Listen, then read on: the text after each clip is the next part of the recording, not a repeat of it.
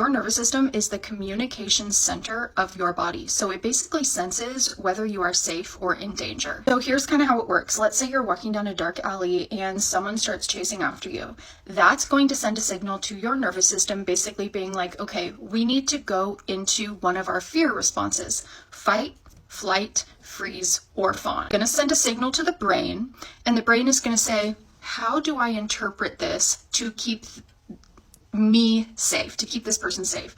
So the brain is going to interpret it and say, you know what, let's go into flight, because flight is going to be the best option. We are going to run away from this person because they haven't caught up to us yet. If they had caught up to us and they were grabbing us, we might go into fight. We might start trying to fight them off, but they haven't caught up to us. We're going to go into flight and we're going to keep running. The brain interprets it. It sends that instruction back down to the nervous system, and then the nervous system does the rest. So basically it'll send out like anxiety, adrenaline, like it'll push out all these feelings in your body so that you can get the job done to keep yourself safe. The nervous system is there to protect us.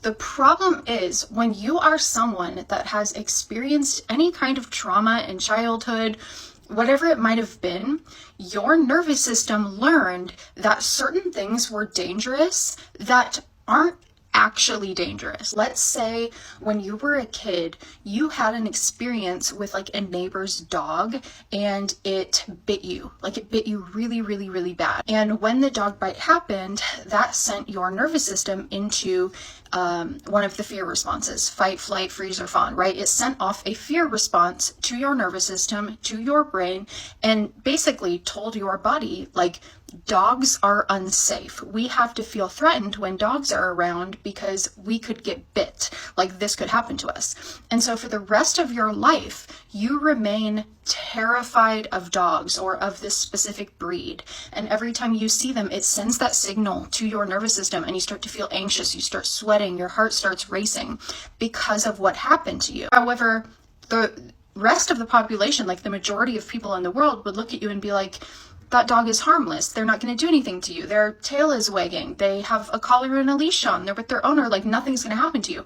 But for you, because of what you went through, because of your perception, because of the memory of that threat still living in your nervous system, you can't help it. You are afraid of that dog. Well, let's say you get into a relationship with someone and everything's going great, and then all of a sudden you realize that they have a dog. You're gonna like run for the hills. You're gonna be like, I can't be a part of this. I don't want to do this. Like I can't do this, blah, blah, blah. Like, because you're so terrified. This is the same thing that happens to people who have any type of insecure attachment, whether that's anxious, dismissive, fearful.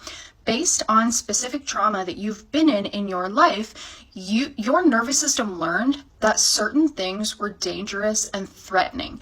However, the problem is that those things aren't actually dangerous and threatening. They were when you were a kid. If you had a parent that completely rejected and dismissed you and didn't care about your needs, those things actually were threatening at the time. You needed someone to show up for you and they weren't there. And so your nervous system was coming in to save you and to help you, to protect you, to help you survive.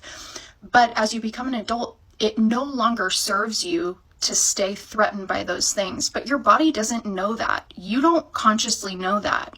And so that's why when someone is avoidant, for instance, and they get into a relationship with someone and that person starts getting too close, their nervous system goes into one of those fear responses. They might run away and pull back.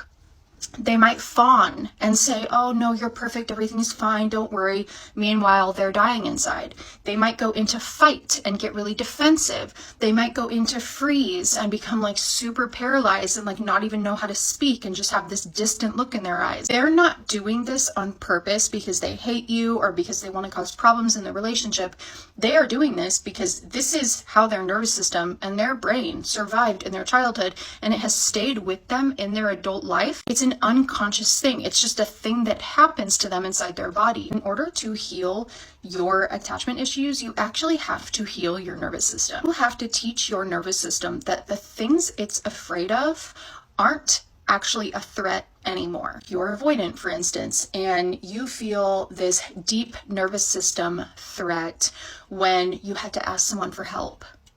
You need to start learning how to do that and then seeing that it's not actually as dangerous as your body believes it is.